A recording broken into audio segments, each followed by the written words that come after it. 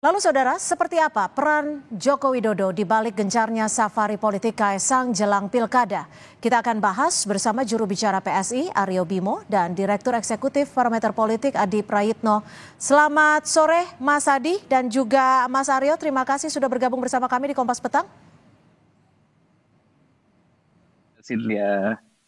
Ya, saya akan ke Mas Adi terlebih dahulu. Mas Adi, ini ada setelah ke PKS sore ini akan berencana bertemu dengan Ketum Partai Golkar jam 5 sore. Menurut Anda, baca-bacaan Anda, apakah ini soal politik biasa atau memang ada agenda yang disiapkan? Ya, saya kira memang dalam politik itu tak ada yang kebetulan. Politik itu tak mungkin lahir dalam ruang hampa. Semua orkestrasi politik yang dilakukan oleh para elit, termasuk yang dilakukan oleh Kaisang, pasti bermuatan politik secara signifikan. Tentu ini sangat terkait dengan pilkada. Pilkada itu mungkin bagaimana dua partai, yaitu PSI dan Golkar, bisa bekerja sama di wilayah-wilayah tertentu untuk melakukan koalisi politik.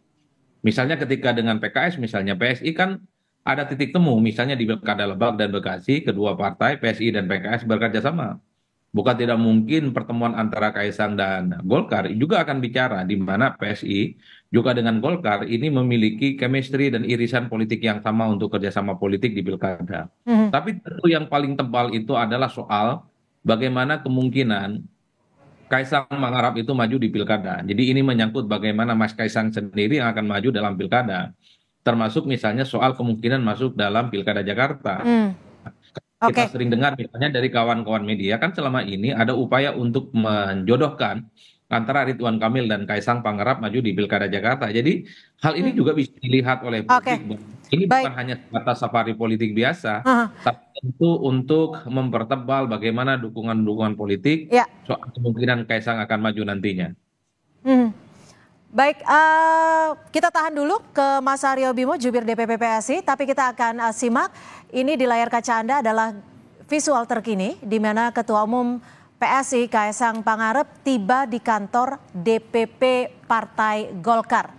Dijadwalkan sebelumnya Kaisang akan tiba pada pukul 5 sore ini dan tepat pada pukul 17.00 waktu Indonesia Barat, Kaisang Pangarep tiba di kantor DPP Partai Golkar.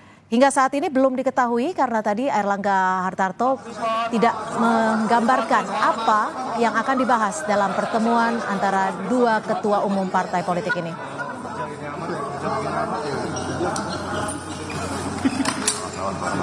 Ya, sebelumnya saudara, jika kita mengingat pernyataan Airlangga Hartarto pada kemarin adalah Airlangga menyatakan bahwa besok akan dibahas. Dan betul hari ini ada pertemuan antara Ketua Umum PSI dan Airlangga Hartarto.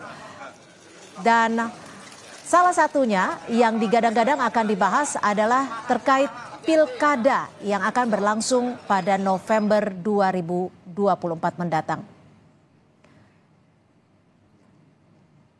Ya, usai tiba di kantor DPP Partai Golkar, Kaisang tampaknya langsung menaiki lift untuk menemui Airlangga Hartarto. Kita masih akan membahasnya usai jeda, tetap bersama kami di Kompas Petang. Saya akan langsung ke jubir DPP PSI, sudah ada Mas Aryo Bimo.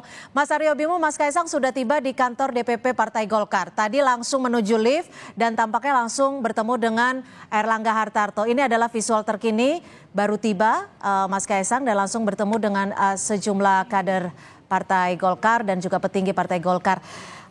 Mas Aryo, ini nampaknya kode-kode surat rekomendasi langsung keluar dari Partai Golkar untuk mengusung Mas Kaisang. Luar biasa, sangat tersanjung ya kalau misalnya memang itu terjadi. Tapi Mas Kaisang itu kita kadang-kadang lupa ya. Mas Kaisang itu selain digadang-gadang di sana sini untuk jadi kepala daerah di Jateng, Jakarta, Lampung, Jatim. Ini juga kan beliau itu adalah seorang ketua umum DPP PSI, ketua umum partai. Jadi ketika dia datang menemui ketua umum partai lain yang diomongin pastinya nasional gitu ya. Pastinya nasional. Tapi ketika itu nanti ada satu segmen pembicaraan bahwa Mas Kaisang gimana kalau misalnya di Jakarta atau di Jateng atau di mana, itu lain soal. Tapi apa yang dibicarakan seperti biasanya, seperti juga di partai-partai lain. Kita berkunjung ke PKS kemarin, kemudian kita juga Berarti, bertemu maaf saya dengan. potong, berarti benar ya pertemuan sore Ya, hari ini khusus untuk membahas soal pilkada, cuma untuk memilih apakah di Jawa Tengah atau di Jakarta, gitu ya? enggak juga. Persoalan politik nasional itu ke depan itu bukan hanya pilkada aja. Kita kita harus lihat bahwa di depan itu ada masa transisi pemerintahan, ada masalah juga pilkada tentu ya. Pilkada itu the most highlighted Mhm. political event itu mungkin ya di dalam beberapa bulan ini. Tapi Oke. saya kira politik secara nasional itu lebih lebih make sense untuk misalnya jadi tagline ya Oke, untuk saya hari ini gitu. ke Mas Adi Ya. Prayitno. Mas Adi, kalau Anda membacanya gimana nih? Ini pola-polanya serupa tapi tak sama atau setidaknya sama persis seperti saat Mas Bobi untuk maju dan juga saat Mas Gibran saat maju dipanggil oleh sejumlah partai untuk mendapatkan rekomendasi? Ya, saya kira memang ini soal bagaimana mengkomunikasikan kepentingan politik PSI dan Kaisang secara umum. Karena kita tahu bahwa Kaisang ini kan dikaitkan dengan sejumlah pilkada yang saya kira signifikan, misalnya pilkada Jakarta dan Jawa Tengah. Bahkan kan sempat mengerucut beberapa waktu yang lalu soal pembicaraan duet antara Ridwan Kamil dan Kaisang Pangarap. Tapi kan dalam perkembangannya misalnya Golkar itu lebih punya intensi untuk memajukan Ridwan Kamil di Jawa Barat ketimbang di Jakarta. Ini mungkin juga akan dibicarakan bahwa Ridwan Kamil kalau diusung oleh Kim bukan tidak mungkin akan disandingkan dengan Kaisang Pangarap. Dalam konteks dinamika politik yang tarik ulur partai-partai yang ada di Kim pada saat yang bersamaan Kaisang mencoba untuk membangun komunikasi politik dengan partai lain di luar Kim seperti PKS. Ini artinya apa? PSI sebenarnya ingin kasih pesan ke publik bahwa dalam pilkada manapun termasuk di Jakarta ataupun di Jawa Tengah, bukan tidak mungkin Kaisang itu akan berkoalisi dengan partai-partai yang selama ini dianggap berjarak secara diametral. Kemarin sudah selesai dengan PKS. Artinya apa? Pintu soal koalisi PKS, PSI, dan Kaisang di Jakarta, bagi saya itu masih cukup mungkin. Karena ada kecenderungan misalnya pasca Pilpres di 2024, terjadi rekonsiliasi politik secara nasional antar partai yang saling bersaing satu sama yang lain. Bahkan sempat muncul wacana tentang bagaimana menduetkan antara Anies Baswedan dengan Kaisang Pangarap. Ini mungkin menjadi menu politik yang akan dibahas oleh partai-partai ini. Karena secara umum, Mbak, kalau Oke. saya membaca rata-rata, antara elit partai ini sepertinya berkawan satu sama yang lain. Antara elit-elit partai ini berkomunikasi satu sama yang lain. Tidak seperti yang dibayangkan oleh publik bahwa Kaisang misalnya tidak akan mungkin berkoalisi dengan PKS. Kaisang itu seakan-akan haram hukumnya berkoalisi dengan Anies Baswedan. Tidak sesederhana itu dalam politik kita. Jadi Oke. inilah yang saya kira bahwa ketika Kaisang berkunjung ke sejumlah partai hari ini ke Golkar, tentu ini mencoba untuk mengkomunikasikan soal kemungkinan Kaisang bisa maju, diusung oleh partai-partai Kim, diusung oleh partai-partai non-Kim, dan ini bisa menjadi islah politik secara nasional dalam pilkada, khususnya dalam pilkada Jakarta. Karena kalau saya membaca gestur tubuhnya Kaisang, lebih cenderung ingin maju dalam Pilgub Jakarta dibandingkan Oke, dengan ditahan sampai di situ. Mas Aryo, betul Mas Kaisang lebih cenderung ingin maju di Pilkada Jakarta?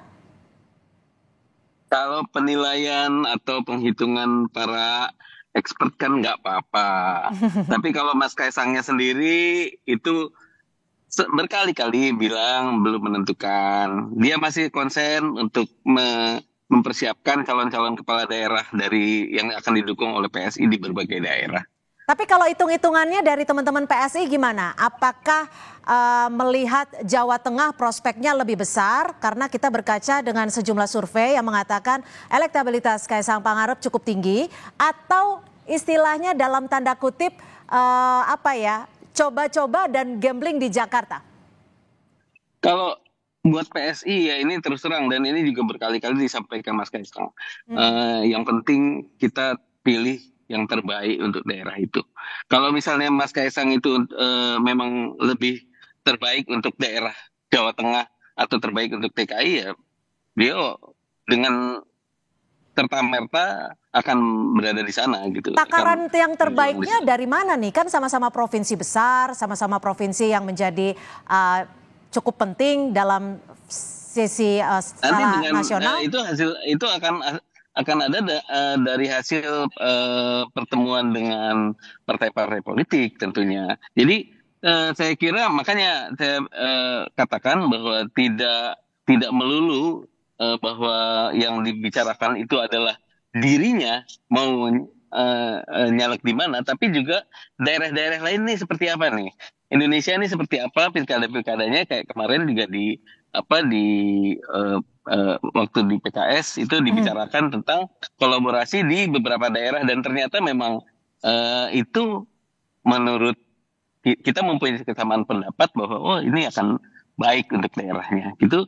Jadi nanti untuk Jawa Tengah dan DKI pasti akan dibicarakan juga dengan Golkar pada hari ini dan juga dengan partai-partai politik lain. Oke, dibicarakan dengan Golkar, artinya ada kemungkinan ketika Golkar akan mengusung Kaesang di Jakarta akan langsung diterima? Ada kemungkinan, bisa jadi. Tapi saya pikir Kaesang akan tetap konsisten untuk memutuskan atau mengungkapkan semuanya itu pada bulan Agustus ya. Jadi karena itulah yang menurut dia saat yang tepat untuk Kenapa bisa. sih harus bulan Agustus, Mas Aryo? Dan kenapa juga harus sekarang? Jadi Kenapa? masalahnya, jadi gini, kalau orang bilang ntar terlalu terlambat gitu ya, enggak juga, karena kita tuh masih anget nih. Jadi pileg, pilpres kan baru selesai gitu kan, mesin partai masih anget. Jadi kenapa harus masih cair ya? Terburu-buru gitu? Oke, Mas Adi, menurut Mas Adi sendiri ini apa ya? Arahan atau memang kemauan Jokowi kah dengan manuver yang dilakukan Kaesang ini? Karena kan kalau dilihat dari polanya nih Pak Jokowi juga sempat mengatakan orang tua hanya mendoakan dan merestui. Dan tentunya Kim mengamini hal itu. Mutual simbiosis, apapun judulnya, Kaesang ini adalah anak Pak Jokowi yang saya kira setiap perilaku dan tindakan politiknya pasti dikomunikasikan dengan Jokowi. Bahkan publik meyakini bahwa mentor politik utama Kaesang itu sama dengan mentor politiknya Gibran, yaitu Pak Jokowi. Jadi saya cukup meyakini bahwa segala hal orkestrasi politik, safari politik yang dilakukan oleh Kaesang melakukan ini, yang begitu masif, begitu intensif berkomunikasi dengan elit-elit, ketua umum partai, tentu hasil komunikasi dengan Pak Jokowi sebagai orang tuanya. Ini tentu untuk membabat semak belukar soal kemungkinan bagaimana orkestrasi dan koalisi politik yang dibangun oleh PSI. Satu sisi, PSI tentu punya intensi memajukan kadernya maju dalam pilkada tertentu gitu ya, tapi pada saat yang bersamaan kan publik tidak bisa menutup mata soal kemungkinan Kaesang yang ingin maju sendiri yang terkait dengan pilgub antara Jakarta dan Jawa Tengah.